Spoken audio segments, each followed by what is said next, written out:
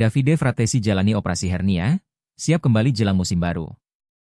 Sky Sport Italia melaporkan bahwa gelandang Inter, Davide Fratesi, telah menjalani operasi perut dengan sukses.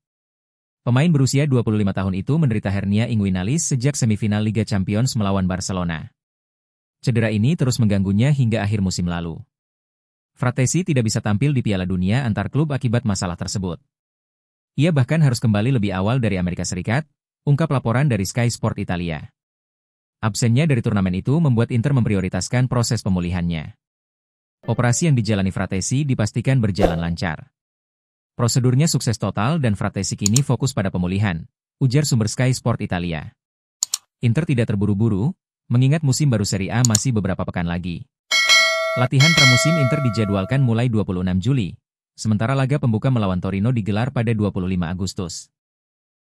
Fratesi diperkirakan sudah bisa bergabung dalam latihan sebelum musim dimulai, jelas laporan Sky Sport Italia. Kondisinya saat ini terus dipantau agar bisa kembali dengan kondisi prima.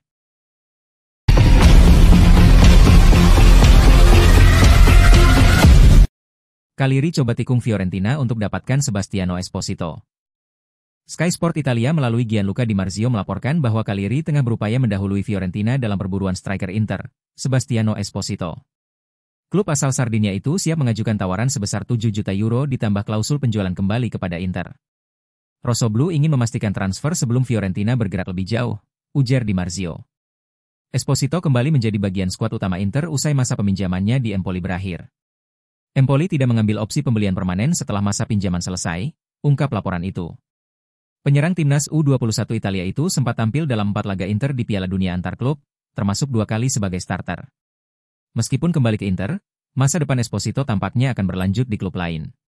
Fiorentina disebut sebagai tim yang paling cepat bergerak untuk merekrutnya, jelas Di Marzio. Namun kini, Cagliari juga masuk dalam persaingan. Cagliari sudah mengambil langkah konkret untuk mendapatkan tanda tangan Esposito. Mereka telah mengajukan proposal senilai 7 juta euro ditambah fee penjualan kepada Inter, tutup laporan dari Sky Sport Italia.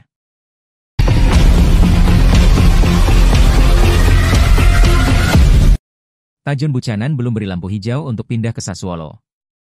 Sky Sport Italia melalui Gianluca Di Marzio melaporkan bahwa Tajon Buchanan belum menyetujui kepindahannya dari Inter ke Sassuolo pada bursa transfer musim panas ini. Pemain asal Kanada itu baru saja kembali ke Inter usai masa peminjamannya di Villarreal berakhir. Villarreal punya opsi pembelian permanen tapi memilih untuk tidak mengaktifkannya, jelas Di Marzio. Meski kembali ke Inter, posisi Buchanan dalam skuad musim depan hampir tidak ada. Inter tidak memasukkan nama Buchanan dalam rencana utama mereka, ujar laporan tersebut. Karena itu, klub asal Milan itu berusaha melepasnya secara permanen. Beberapa klub telah menunjukkan ketertarikan terhadap winger 26 tahun tersebut. Villarreal masih berminat, sementara Brentford dan Eintracht Frankfurt juga sempat mengamati situasi, tambah Di Marzio. Namun, Sassuolo menjadi klub yang paling serius menjalin komunikasi dengan Inter. Inter memasang harga 12 juta euro untuk Buchanan dan kini tengah bernegosiasi dengan Sassuolo. Namun, Tajon Buchanan masih belum memberikan persetujuan untuk pindah ke Stadion Mapei, tutup laporan dari Sky Sport Italia. Tawaran pertama yang diajukan Sassuolo senilai 8 juta euro ditambah klausul pembelian kembali dan hak persentase untuk Inter telah ditolak, karena manajemen Nerazzurri menilai valuasinya jauh lebih tinggi.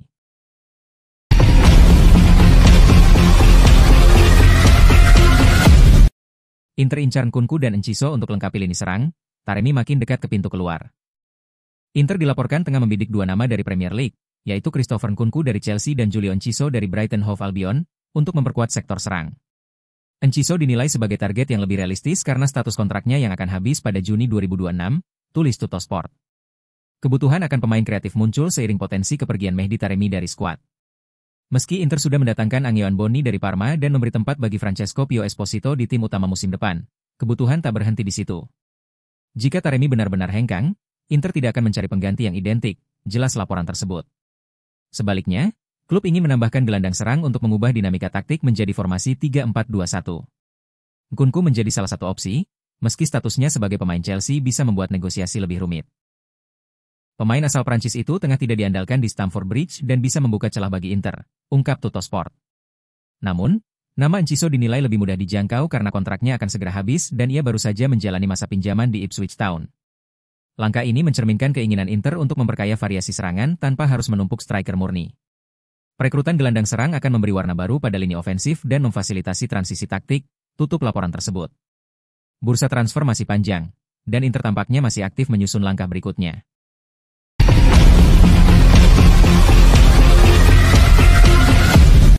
Menurut berbagai laporan dari Italia, I Bianconeri tengah berupaya membangun ulang skuad setelah gagal di Piala Dunia antar klub 2025. Mereka disingkirkan Real Madrid setelah kalah 0-1 pada pekan lalu.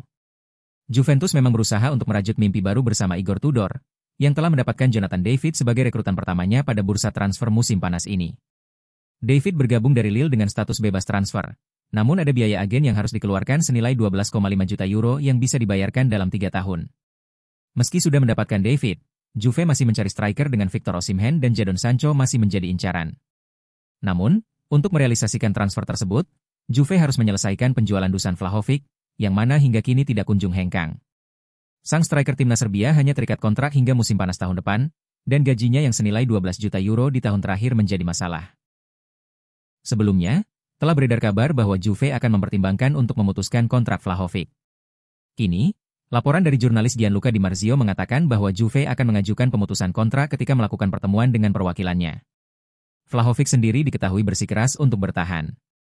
La Gazzetta dello Sport sebelumnya melaporkan bahwa sang striker berusia 25 tahun bersedia untuk hanya menjadi pelapis di musim ini demi menerima 12 juta euro dalam gaji terakhirnya.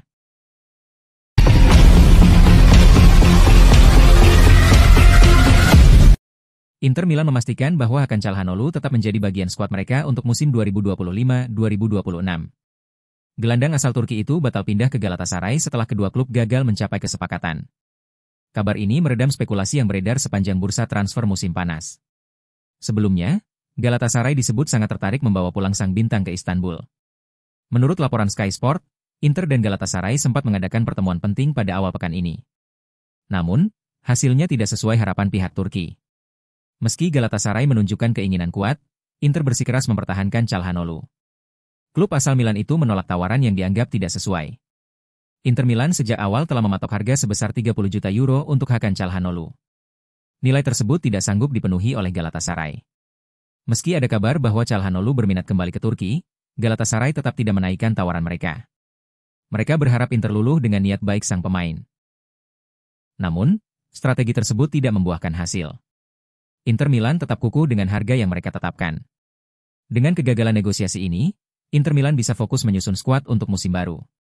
Hakan Calhanoglu akan tetap menjadi bagian penting dalam rencana pelatih Christian Chivu. Calhanoglu kini dipastikan akan bertahan di Serie A musim depan. Ini menjadi dorongan besar bagi Inter, yang akan tampil di berbagai kompetisi. Ex-bintang AC Milan itu siap memberikan kontribusi maksimal.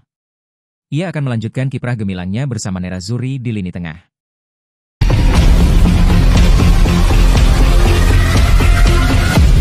Sky Sport Italia melalui pakar transfer Gianluca Di Marzio melaporkan bahwa Inter dan Real Betis sedang berdiskusi mengenai potensi transfer Christian Aslani. Namun, Inter hanya bersedia melepas gelandang asal Albania itu secara permanen. Inter tidak tertarik pada kesepakatan pinjaman, mereka ingin penjualan final, jelas sang pakar transfer. Aslani bergabung dengan Inter pada musim panas 2022 dari Empoli dan kini telah menyelesaikan musim ketiganya.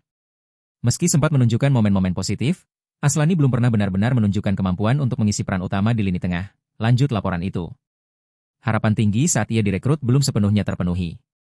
Karena hal tersebut, Inter cenderung ingin melepasnya pada bursa transfer musim panas ini. Usianya yang masih muda menarik perhatian banyak klub. Minat datang tidak hanya dari klub Serie A, tetapi juga dari luar Italia, ujar sumber yang sama. Real Betis kini turut masuk dalam pembicaraan untuk memboyong Aslani.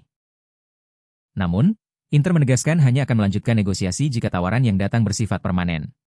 Tidak ada opsi lain selain penjualan penuh, tutup laporan dari Sky Sport Italia. Real Betis akan mencoba lebih dulu untuk meyakinkan Inter, di mana klub asuhan Christian Chivu tersebut meminta angka kepindahan minimal sekitar 15 juta euro. Apabila kesepakatan antar klub tercapai, barulah klub asal Spanyol tersebut fokus untuk merayu si pemain. Meski rumor yang beredar dia enggan membela klub yang berjuluk Beticos tersebut.